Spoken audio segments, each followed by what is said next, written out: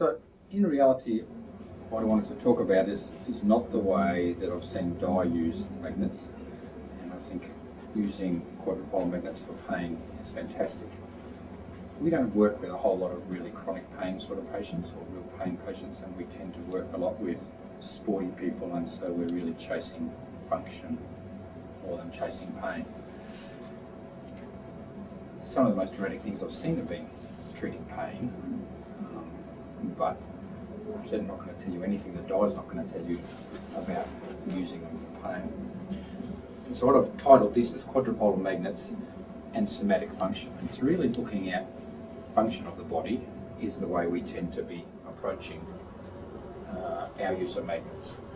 So in reality, what I want to talk about a bit today is the way we use them, and I'm going to talk about a lot of it using the pelvis as an example.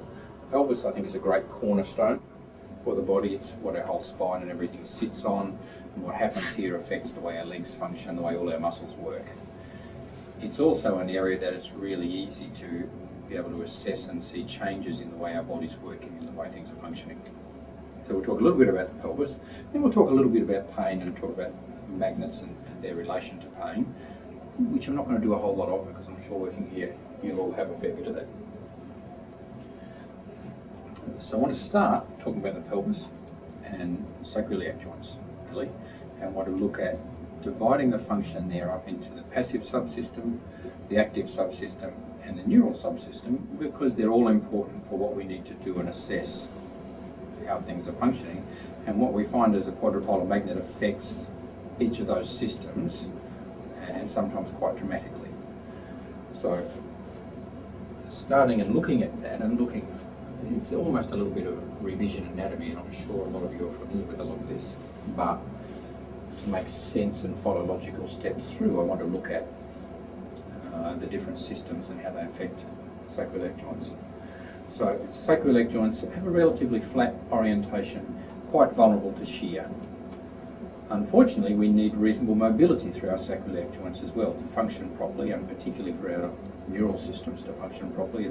We get a whole lot of imbalances and biases set up when our sacroiliac joints and pelvis are not functioning properly. So we need stability, we need some mobility. The joints themselves have complementary ridges and grooves, which you can see through there, which provide some stability, some resistance to shear forces. But stability across there is very dependent upon being able to get some compression across the joint. Compression across the joint comes from our ligaments and fascia, but also from our muscles. And we're just going to touch on some of that. In talking about stability, you tend to talk about both form closure and force closure. Have you guys touched on those things? Do you understand what I'm talking about? I'm talking about form and force closure. Everybody? Some blank looks, some good looks. Something that has good form closure, it refers to a situation where you've got really closely fitting surfaces that are inherently stable in themselves. So if you look at the mortise, the dovetail joints on the screen, that's inherently a very stable system, which is terrific for wanting a stable system. It's lousy if we want movement.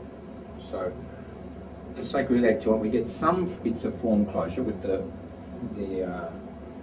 mountains and valleys on the sacroiliac joints, but if it was really closely fitting, it makes mobility practically impossible, which is not what we want. So the sacroiliac joints use complementary ridges and grooves to provide some form of friction, form closure, but it requires compression to become stable. The compression comes from what we call the force closure, which is a closure due to compression forces generated across the joint. The compression forces are very dependent, when we look at sacroiliac joints and pelvises, on both our posture and on the mechanics of the sacroiliac joint, so on whether the sacrum will mutate or counter-nutate in terms of what it does to the soft tissues. Is everybody happy enough or familiar enough with counter-nutation and mutation at the sacroiliac joint? I'll touch on those a little bit too. So we need a combination of form and force closure to get a shear prevention system happening across there. Actively, those forces are applied across the sacroiliac joints by the muscles and fascia, both anteriorly and posteriorly, giving us some compression across the sacroiliac joints, holding our ilia together through the front. So we're looking at what are commonly called inner unit muscles, as well as outer unit muscles, which all apply active compression. Well, not all of them, some of them apply good active compression, and the fascial slings that run across our pelvis apply good fascial compression forces across the sacroiliac joints, which help provide stability, if you like. So what we end up with is what Andre Vleeming termed a self-locking mechanism.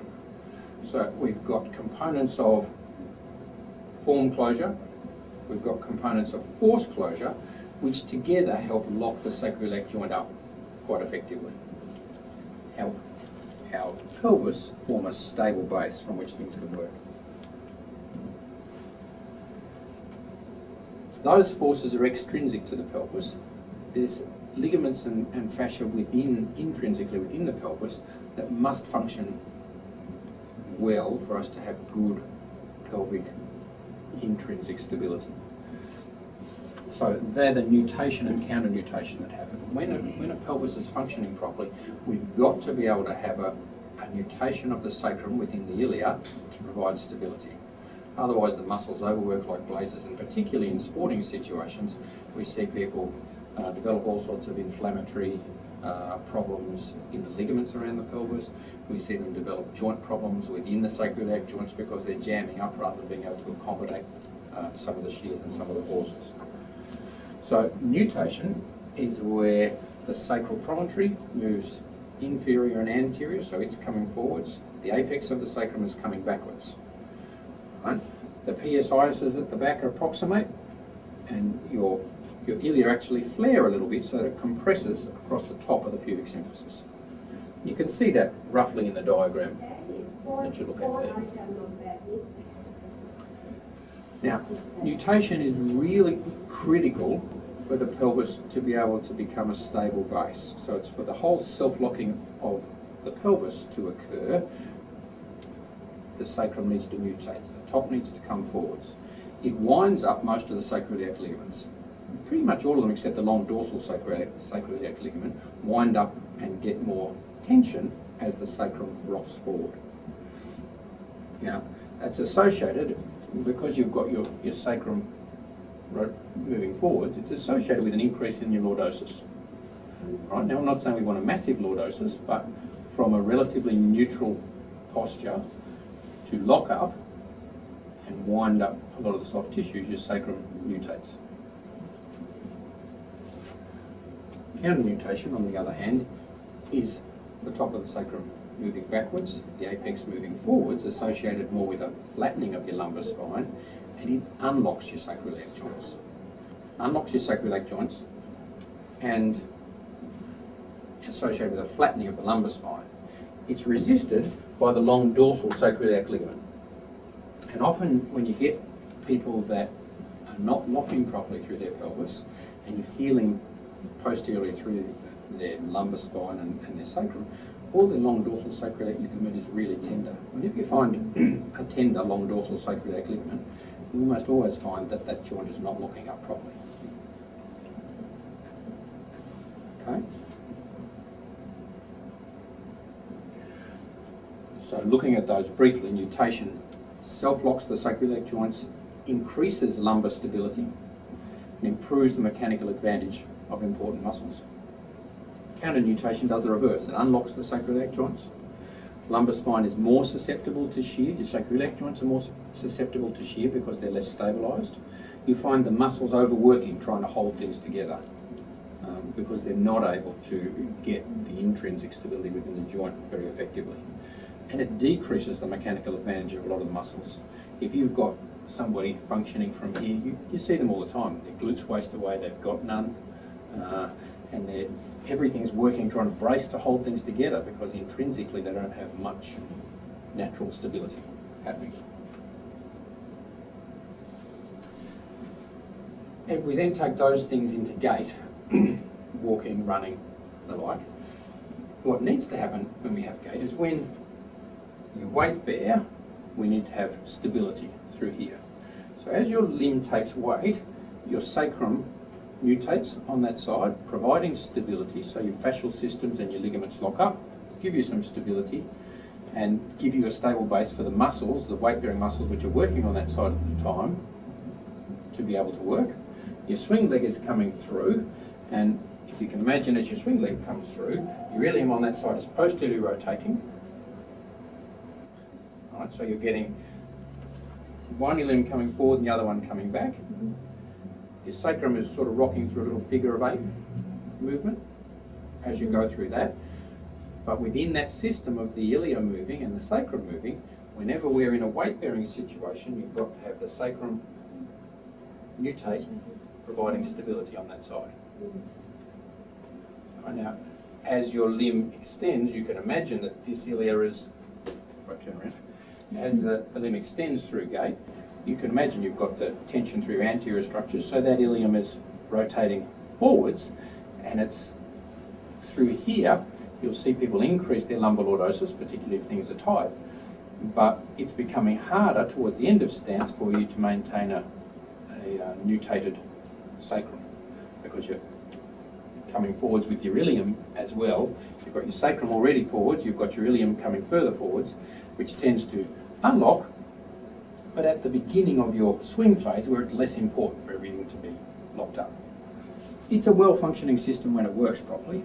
What we see over and over again, and it's interesting because we get sent a lot of the people that don't get fixed elsewhere, and what we see a lot of the time is systems where the whole pelvis and lumbar spine is not stabilised, is not held together effectively.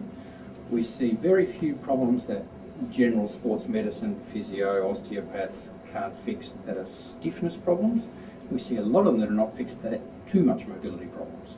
And particularly in athletes, we've then got to be able to look at why we're not controlling their movement and do things about controlling their movement. And which is where we come in using the magnets a lot, which is a godsend a lot of the time. So what happens is your pelvis develops three-dimensional imbalances. As we walk and run around, our ilia rotate forwards and back, but they also flare in and out a little. They move up and down a little. This is intrinsically within the pelvis. I'm not talking about three-dimensional movement of your pelvis in space. I'm talking about movement of one ilia in relation to the other, and the movement of your sacrum. What we see commonly, and we'll hopefully see in some demonstration shortly, is that the three-dimensional structure of your pelvis takes on some decent imbalances and sits in imbalanced, not straight positions, and functions in those sort of positions. Now what happens with that is we get all sorts of imbalances in muscle function around a pelvis that's like that, and you'll see it quite clearly soon. The muscles, some of them get turned off and inhibited, some of them tone right up, and you'll see what we call facilitated segments, or what was coined originally by osteopaths as facilitated segments. And the whole structure locks up your pelvis and makes it basically fairly inefficient for somebody to run and jump around on and play sport on. So we deal with those sorts of things a lot. They then affect the structural balance through the rest of your body as well. If you've got somebody functioning and one ilium is rotated forwards and flared out, the other one's rotated backwards and flared in, it affects the way your whole spine sits on top of your pelvis, because you've got your sacrum sitting in a left rotated position all the time.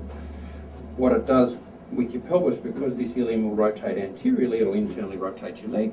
You're getting pronation problems on one foot, supination problems on the other foot, getting structural things happening right through your body that will centre because we've got some dysfunction around your pelvis. Commonly, what we see is I guess we have common pelvic dysfunctions which are easier to fix, and we have uncommon ones which take more sorting out and fixing. Very commonly we find people will come in, their right ilium with respect to their left will be anteriorly rotated, out flared, the pubic symphysis from that side will have dropped down. You can assess those. And the sacrum, because this ilium is forward with respect to this one is back, your sacrum has to face the left, twist to the left to accommodate those positions. And there's different axes that will do that on, which we're not going to go through today because we're really looking at the way the magnets will affect those. So to then try and step back from that and look and say, well, why is that happening? What's going on? We look at what your neural system is doing. So we look initially just at a normal reflex arc and a response to pain, if you like. You have your afferent stimulus, which in this case is a pinprick, feeding through. You get some interneurons working with a direct spinal level reflex, which comes out and we get some sort of effector response. So we're getting, in the case of a pinprick, the effector response might be a withdrawal straight away. You're pulling away, looking to that sort of stuff. It's a protective mechanism.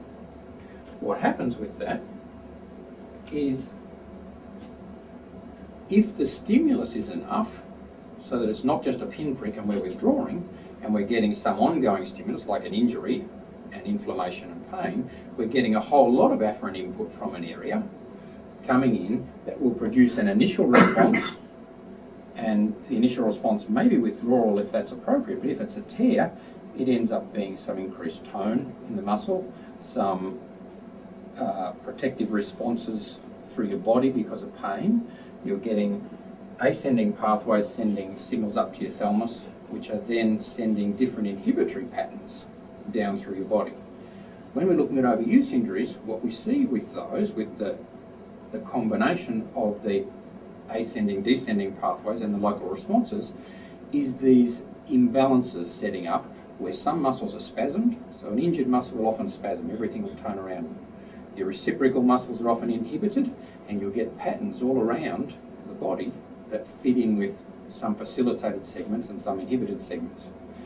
Now, we feel those when we test somebody's range of movement, where your R1 comes in, where resistance starts.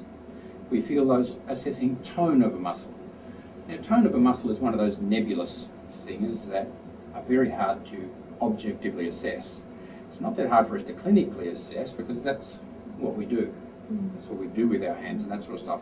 But objectively measuring tone is difficult. And there's some osteopaths that have made some reasonable attempts at doing it and been able to prove or write papers discussing this stuff well, not really well scientifically validated just because it's difficult to assess tone. But tone is that quality of resistance that we feel when we press into a muscle. I often say to people, it's almost like, you remember playing with plasticine and things when you're kids? If you get plasticine and you put it in the fridge and you press into it, it's still exactly the same stuff, but it's hard to press into. If you warm it up, it becomes easy to press into. Our muscles are the same. You have a spasmy muscle, and we imagine it very spasmed. It's hard to press into. You have it relaxed, it's easy to press into. Imbalances we feel around the body, while they're more subtle than that gross spasm, are there exactly the same for us to feel, and developing a feel for what's normal and what's abnormal through there helps us massively with being able to sort out what's going on, what protective responses are happening within the body, what the neural system is doing to try and protect it. So the facilitated and inhibited segments manifest as areas of increased and decreased muscle tone, and that's what we'll have a look at shortly. A facilitated segment is sensitised, so it requires less stimulus to evoke any sort of response, so they're more tender. When you press them, they'll think, oh, that's sore. And often when you're working as a physio, you'll run your hand up and down somebody's back or do something, you say, oh, is that sore?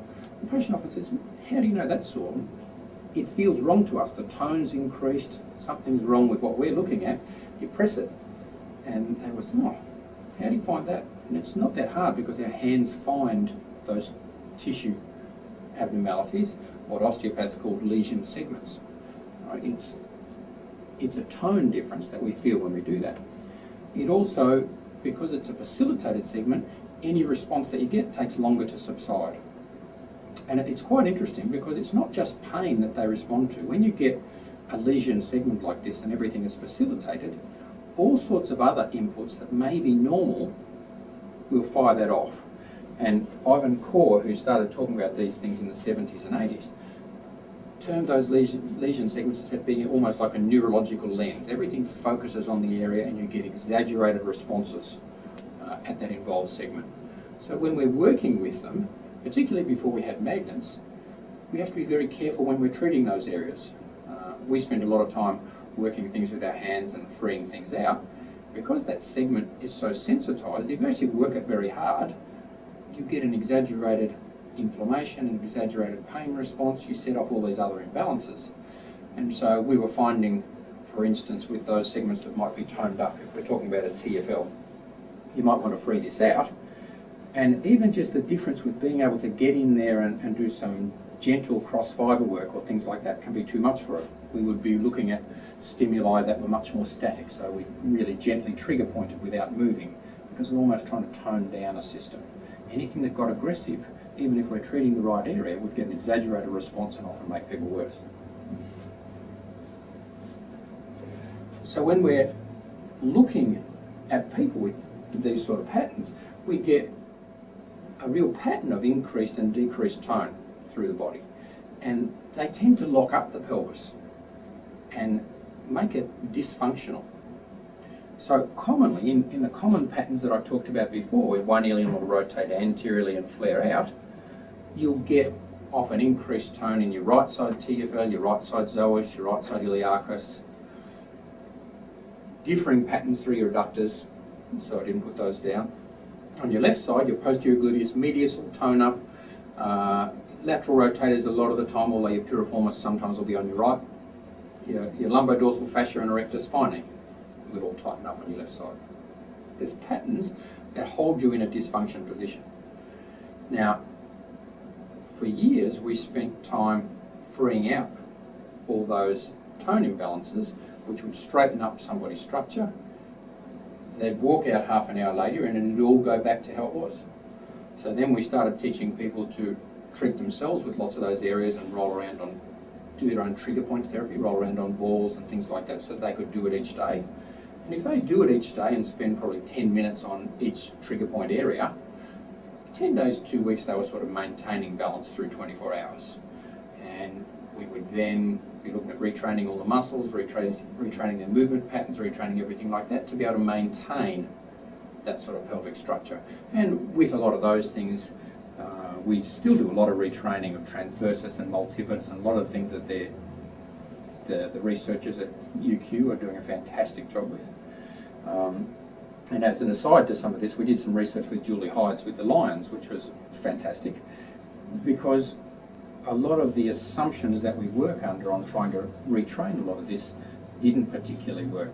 And certainly for the football team, as physios, we'd been working overtime trying to get our strength and conditioning people not to try and retrain everybody into posterior tilt.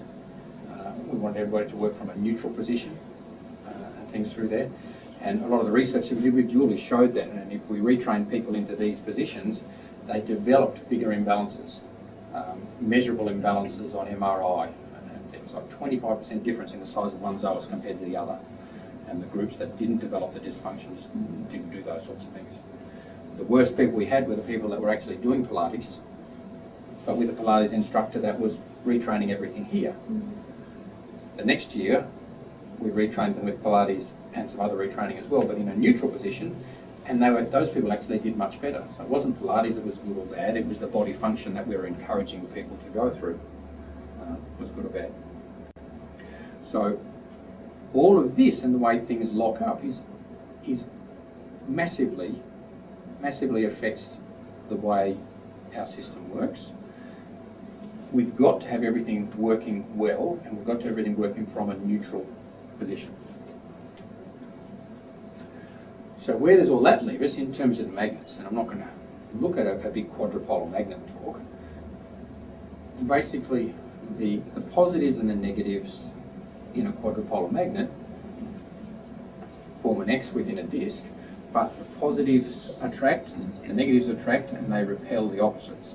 Results in a magnetic void in the centre, but what we end up with is a really steep magnetic field gradient that seems to affect the nerves. Now, what we're looking for is normalising of the nerves.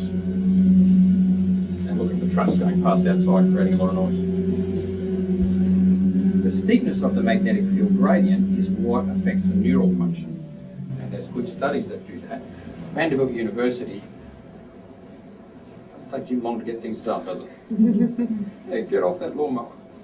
Vanderbilt University's research suggests that it's probably altering the permeability to sodium and calcium ions with the nerve that is the mechanism by which the neural function is altered by being able to put in a strong magnetic field gradient.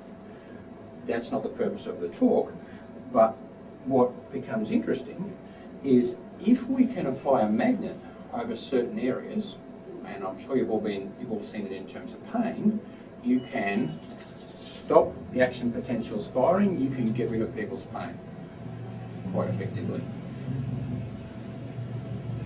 In our case, what we want to do is look at where we might be able to apply that to change the summation of neural inputs that's happening that messes up function. So certainly even at dorsal root ganglia, they're finding after 4 or 5 minutes that they're able to get overexcited neurons settled back down to resting states. Now, if we think about function and we think about the neural stuff that we were just talking about, we're getting all this afferent input from a lesion segment coming in, summating at your spinal cord. If it's a chronic problem, you're getting ascending and descending inputs all coming back and resulting in an efferent outflow that is facilitating some segments and inhibiting other segments. And you get this pattern of looking at structurally, everything's out of balance, and it's held out of balance by some muscles spasming, some muscles turning off. You look at those people trying to move, and they'll have some muscles that just don't work. They'll have a glute, for instance, that is not working, and you watch them walk or run, and they've got a Trendelenburg type of gait. Then you can strengthen that muscle till the cows come home. If it's inhibited because your body is not wanting to use it because of this somatic dysfunction that's happening, you strengthen it till you're blue in the face and it doesn't work. We get people coming to us all the time that have had really good and appropriate strengthening programs, but no results, because we've got to give them a body via which the muscles can work and the muscles can be retrained.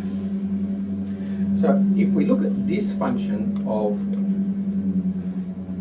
the magnets and we look at using it to try and change function so that we're not chasing pain, we're not, somebody may have a distal problem, they may have hamstring strain, calf strain, different sorts of problems associated with imbalances around here. We're not interested in the distal segment, and I'm not saying you don't treat the distal segment, and I'm not saying you don't even put magnets on the distal segment. What I'm saying is if we're looking at function, what we're trying to do is be able to chase, we're aiming to inhibit the summation of neural inputs at a spinal level. And what you'll see with some of the big dysfunctions around here is you can put a magnet on where the different afferent inputs are summating and where the ascending, descending inputs are all then coming back and superimposing on that summation of inputs to create an efferent flow. We can normalise all of that by putting a magnet over the area where it summates. And when we do that, what you see is that the tone will change. So the tone imbalances, the spasm muscles will turn off, go back to resting levels. The inhibited muscles will regain tone. The flexibility things where you see R1 has decreased with the injury, R1 will let go and free up. So things that we normally assess, let go and do really quite nicely. And it just revolves around us understanding what's going on and looking at various levels to work with. Now the easy thing for us is, after playing with different trial and error, when we look at a pelvic dysfunction, you look at a pelvic dysfunction and it can come because you have a lumbar spine injury, facet problems, disc bulges, it can come from sacroiliac problems, it comes because you've got some distal problem in a limb. Sometimes it'll be an ankle injury and it's set up all these sort of imbalances. Anything that fires off your afferent input massively, giving you a discharge that's being summated at your L5, can cause these protective imbalances that go through your body. While I'm not saying we don't treat wherever the injury is, we can fix a lot of the secondary imbalances that happen through the body by being able to put a magnet where all these sources are summating. So, what I wanted to do is let's see if we can have a look and find a few things here and have a little look at some of the tone imbalances, some of the positional imbalances and that sort of stuff that go around there. Well, it's interesting because the scope of this is I'm not going to go through a whole assessment. I'll be able to show you some bits and pieces and get you to feel a couple of bits and pieces, but it's too long a process to go through to teach you all of that.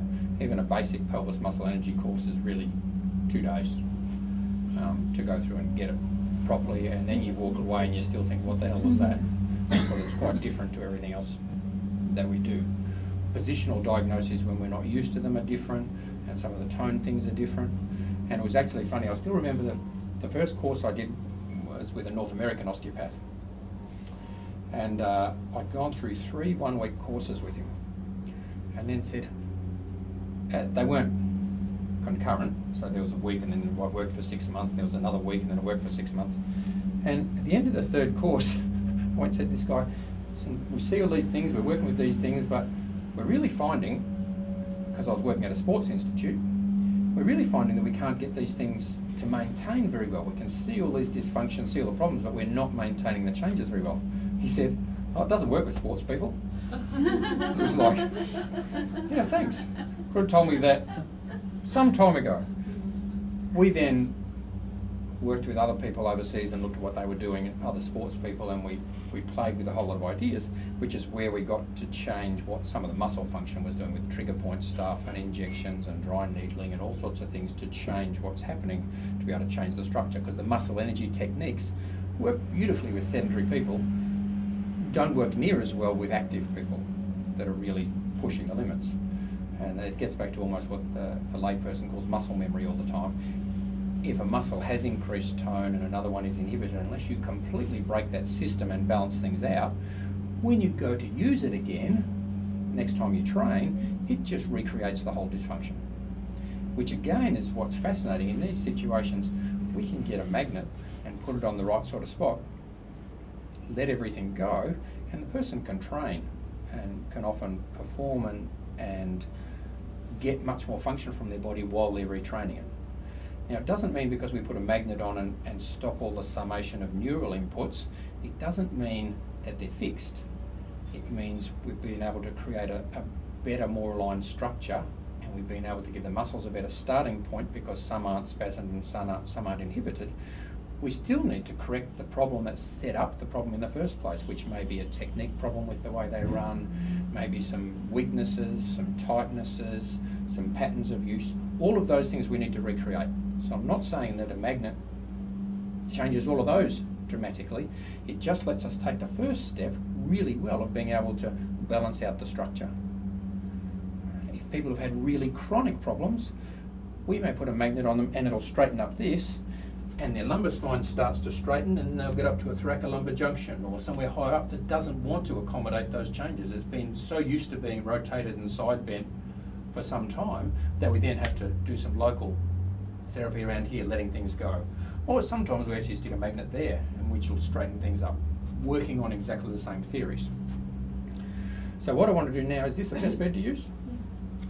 And it was Vanessa, wasn't it? If we can have a look at Vanessa and chase some of that.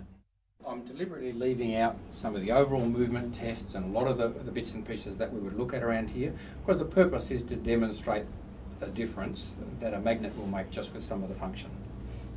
So I want to just get a little quick look at you laying on your back first, then we might stand up and have a look at things. So personally, no, have a lay on your other back. Oh, lay on my back. Now, Not just dishes. it's good, we all do it. Can I just get you to lift your bottom up off the bed, please, Vanessa? Good, and down. Okay. Vanessa has what's not a standard pattern of pelvic dysfunction, unless you have a long leg. Unless your right leg is a lot long.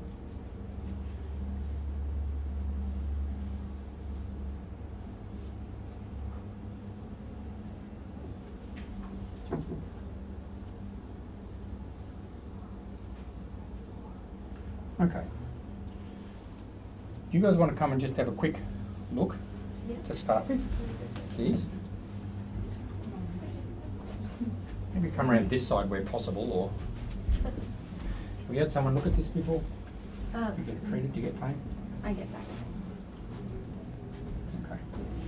Now, it's interesting, and without going through full assessments of things, if you come in under the ASIS on both sides with Vanessa, her right ilium is anterior-rotated with respect to the left. If you, this is good, because we've got a nice midline marker. If you look at her left ilium with respect to the right, and you look at the seam through here, it's noticeably flared inwards, this side, compared to this side flared out.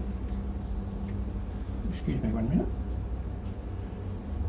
And see that how inferior the pubic symphysis is on the right? Yeah. And when we get on this, you should be able to take an ilium and it rotates back. Now, you can always get there and sort of shear it in some funny movements, but I'm moving the whole pelvis. If you actually get on the axis and look at rocking the ilium back this way on both sides, you get on there and this has no movement. It's like concrete. Now there's two sort of axes that they'll move on, and both of them are quite blocked up. Now, in looking at that, and the bits that I really want you to each have a little feel of that, if you actually feel tone through this TFL versus the tone through this TFL, this is, no, you feel it and just like yourselves. Now, if you're used to feeling tone, you'll feel it through a psoas as well. There's an imbalance with one psoas tighter than the other. Can you lay face down, please?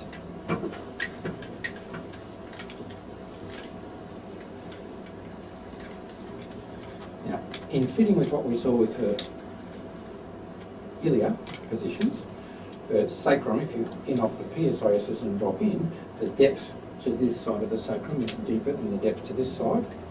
The sacrum is in a left torsion position.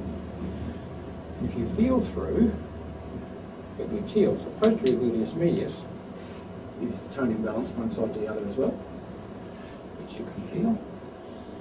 Do you expect them more tone on the left-hand side, the lower back? In a standard pattern, you'll often see that. Yeah. If you try and work just with standard patterns, you get caught out all the time. You need to feel it. I say that on a slide with trepidation because you don't want people to just be thinking that. You basically got to learn to feel it because it will be different sometimes. Yeah. And Vanessa's is different because it's a non-standard pattern. So you might find things that don't fit in the normal standard patterns. Just with the way hers is. And if you feel the lumbar dorsal fascia and erector spinotone, there's quite differences through there as well. Is that very sore for me to do that? The part when you're pressing there, yeah. Okay. So when we're feeling, particularly through here, be gentle a little bit. Back onto your back for a minute, please. So now, I want you guys to come and, if you're used to feeling a pelvis and squish test, people who've done muscle energies know what a squish test? Squish test. Squish test. Well, it's what the way the osteopaths teach it. So it's what we usually do when we're running courses on it and that sort of stuff. Feeling the glide of the ilium, like that. But you've got it. It's a rock coming through, not just a straight AP. So it's that. I want you to feel that, and then I want you to feel Just the AP. some of the tone imbalances. Yeah, an AP on the top, you'll often get movement because it's not what's happening, although yours is pretty blocked, and so even coming at an AP, they're pretty straight AP, they're blocked. But you're looking at coming through, rocking it with a little bit of an inward. So it's that sort of a feel. So can I have a little feel there, you guys? Let me just sneak out of the way here. Let's come straight in, and don't press too hard. It's quite gentle because you're trying to feel what moves of its own accord. Okay, can you lay face down just quickly? Now, if again you can just feel the tone coming through posterior gluteus medius and a little bit through just a multifidus, but then just feel the tension in the lumbar dorsal fascia, the stuff out lateral, and even come out off the tips of the transverse processes, and you'll find some differences one side to the other. But her glutes are quite noticeable, as well as the okay, everybody happy? Yeah. Did anybody not find decent differences in tone one side to the other? No. Now, what we find is the summation point that were expressed as right over the interspace for this dysfunction of your full 5. Now, the nuisance bit about magnets is they're massively directional. So you can tape this onto someone and have them get and walk around, and they'll drop 1 or 2 millimetres and you lose it. And I think you probably get that on pain spots too, do you? Very great directionality. So what I'm doing is putting that where I reckon it is. And most of the time, unless people have massive amounts of summating material, most of the time if you're pretty close on someone like this, you'll settle it down. You will sometimes have to adjust it 1 millimetre or 2. It is fascinating. We've had people come from a few places far and wide to get theirs put on. If they're local and they lose the position a bit, they can drop in and we'll adjust the position and their dysfunction corrects itself. Some of the people, we had some Americans come over and things, and she couldn't get a husband to get in the right position for love or money. And she didn't have, like if people have appropriately placed moles or little bits and pieces, you can have something to be able to target. And she was the first person, she went and got a tattoo. She's got a little turtle tattooed on her back, and the shell of the turtle was right where the magnet needed to be. And I just gave her a marker to do that. We've had a few people tattoo spots on their back because they've been everywhere, done everything, and not had relief, and then been able to use this and get good relief. Because if they're really hypermobile, the retraining can still take 6 months, 9 months with a chronic instability. Could you lay on your back again, please? Now, the research shows that this often, dorsal root ganglia will take 4.5 minutes to properly drop. What we normally find is you only need a little bit of inhibition of the overfiring for things to straighten up. So often within a minute or 2, things will start to change. So what we want to do is have a little look. Can you lift up again? Good, and down. Okay, now I meant to actually get you all to look at leg length as well, because that was imbalanced and that was the first bit of the problem. If you come in under here, you can probably see my thumbs are in different positions already. And I get there, and these are moving. Now you'll get some difference in this straight away, you'll get more difference in this over 10 or 15 minutes, but there's a difference there already. Feeling some of those tone imbalances. It's localised to just there now, all that stuff has backed off.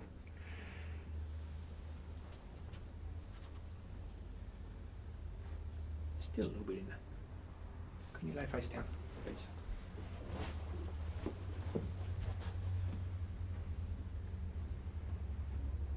And that's correcting itself already.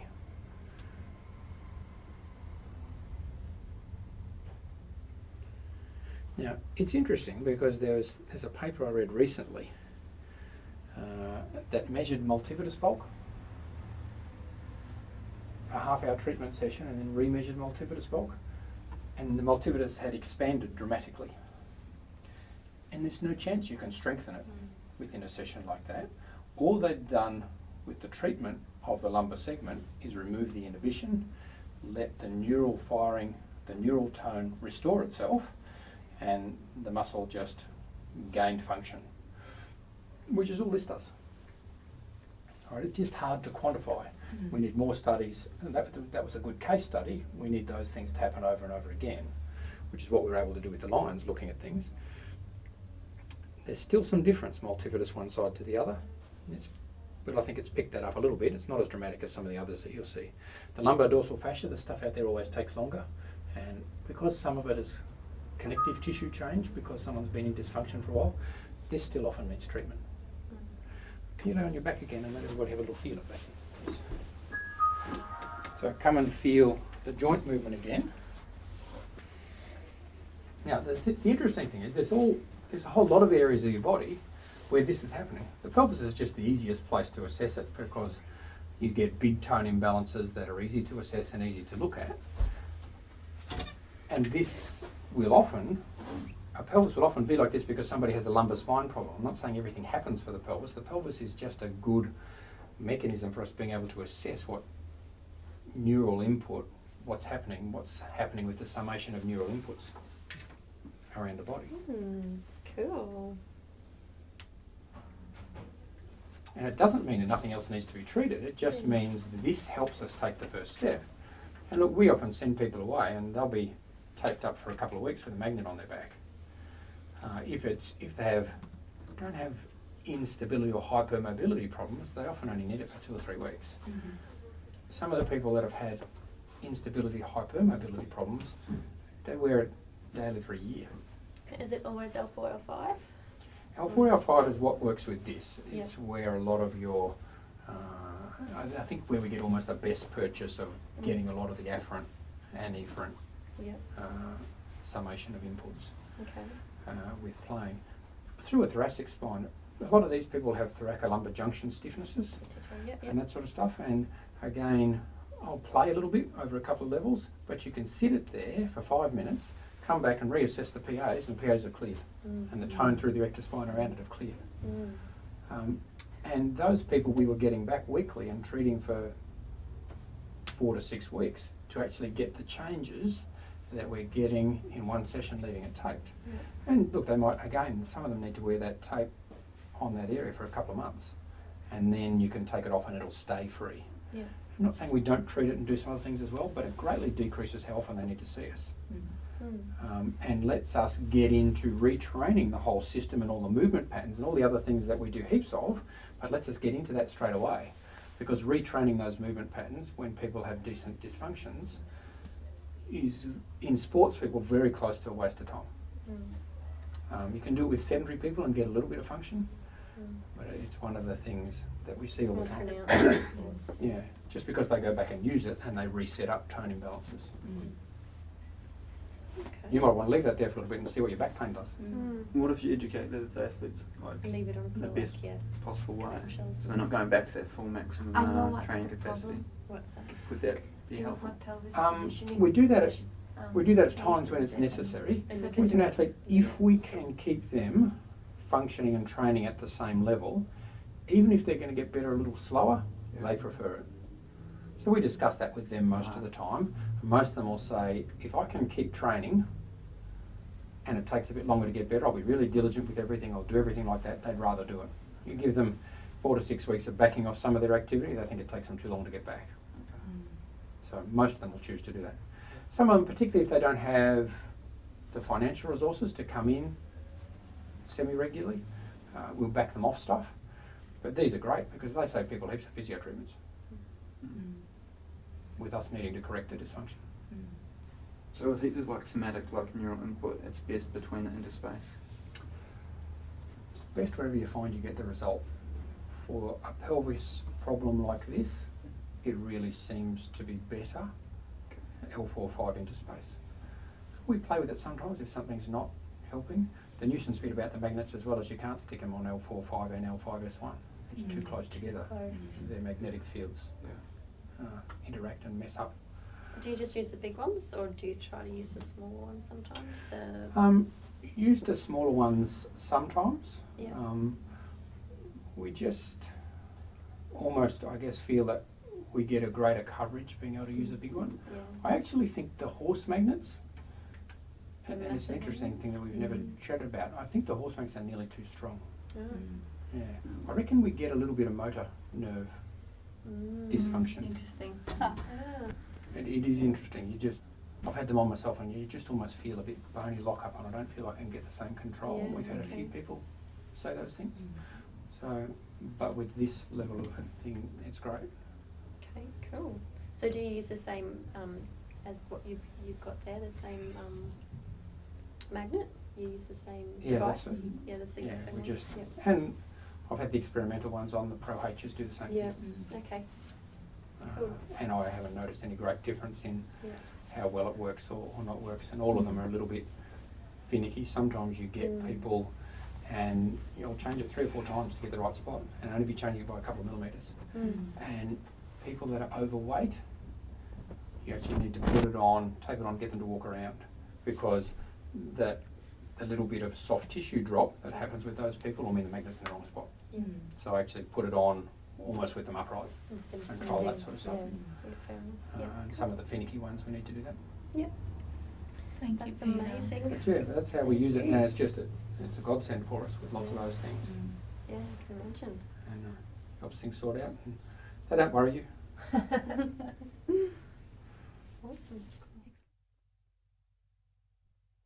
We still have people, really hypermobile people, that changing the tone and balancing everything out still didn't work. And we use a bit of prolotherapy with those people. We get hypermobile sacroiliac joints injected with sugar solution, and it creates some fibrosis and tightens some things up. There's a couple of guys in town that do that for us when we need to. I still probably get half a dozen people a year having that done, which is fantastic. It just helps stabilise up the ligamentous and fascial systems, which gives you something better to work with. I had a lady come in the other day, and her sacrum vertically shears and almost goes over some of the mountains and valleys, just as she takes every step. And it was like, So she's somatic centre for horrible. Well, the interesting thing is the guy that does prolotherapy sent it to me because she really desperately didn't want prolotherapy. I treated her a couple of times, and a sacroiliac belt helped a little bit. A sacroiliac belt, not a whole lumbar support, but a low belt just above your greater trochanters helps increase the force closure across your sacroiliac joints and gives people some decent function. We use those regularly enough too while we're retraining systems. That gave her a little bit of support, but not enough. Sort of stuff after a couple of treatments. So I said, you really need this, you've got to do it. But she's so pain sensitive because she stays so counter-nutated. The long dorsal sacroiliac ligaments are so tender you can hardly touch them, that she had a needle of cortisone to try and just settle pain without prolotherapy, and it was the worst pain. She said it was much worse than childbirth, and she would never do it. But it was a system that was so upset, we really couldn't stable it.